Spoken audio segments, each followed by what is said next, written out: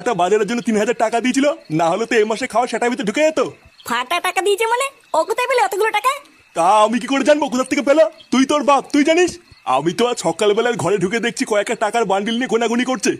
কি? টাকার বান্ডিল নিয়ে গুনছে? হ্যাঁ, তাই তো দেখলাম। কি হলো ব্যাপারটা? ফাটা অতগুলো টাকা কোথায় পেলো? ঘনাদা তো ওখানেই অজ্ঞান হয়ে যায়, কিন্তু আজ সকালেই জ্ঞান ফিরতেই দেখে ঘনাদার পকেটে আর 1 টাকাও নেই। কিরে, কি ভাবছিস এত? ও কিছু না, তুমি বুঝবে না। তুমি কি শুয়ে পড়ো গিয়ে, আমি এক্ষুনি একটু আসছি। আসছি মানে? এই তো এলি, আবার কোথায় যাবি? যা বলার আমি তোমাকে এসে বলছি।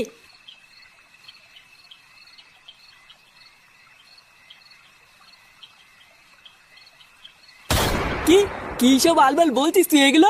হ্যাঁ বড়া, আমি কোনো আলবাল বলছি না, লেওরা আমি 100% শিওর।